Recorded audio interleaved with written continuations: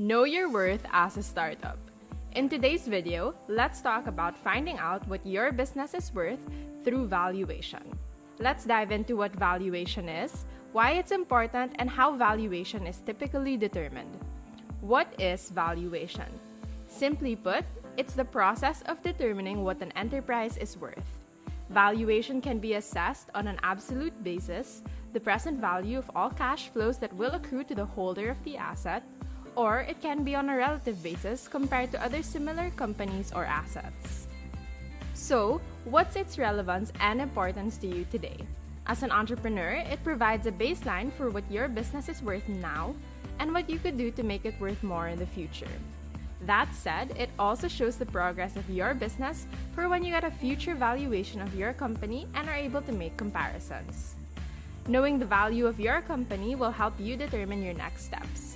Maybe purchase new technology, hire new team members, or on the other end of the spectrum, cut some costs here and there.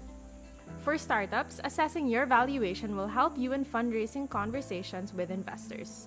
Valuation will be the basis for the amount of shares taken and the amount of equity given to investors.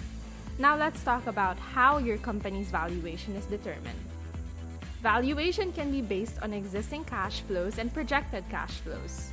Your valuation is affected by intangible assets like intellectual property rights and brand value. It could also be based on comparables in the market or industry revenue multiples. There are several methods and techniques for arriving at a valuation, each of which may produce a different value. Today, let's examine 3 types of valuation methods common in startup investing. First, discounted cash flow or DCF. DCF determines the value of a business by estimating its future cash flows, discounting them at a certain discount rate to obtain their present value. The sum of these discounted cash flows will be the resulting valuation for the startup. Given the fact that this method relies heavily on assumptions that require some historical data, it is not the most widely employed to value startups. But it is useful to do a DCF as a comparison to other methods. Second, comparables. This is a relative valuation method in which you compare the current value of a business to other similar businesses by looking at trading multiples like EV to EBITDA or other ratios. Multiples of EBITDA are the most common valuation method for early-stage startups. Another valuation method used at very early stages is valuation by stage. This is typically used by angel investors and VC firms to identify how much risk there is in a company. Investors may fix a value by the stage of the company.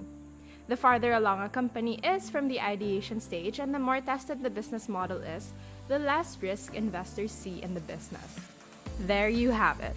What valuation is, its importance, and some of the different methods to get a valuation of your company, which is all of course valuable in your conversation with investors.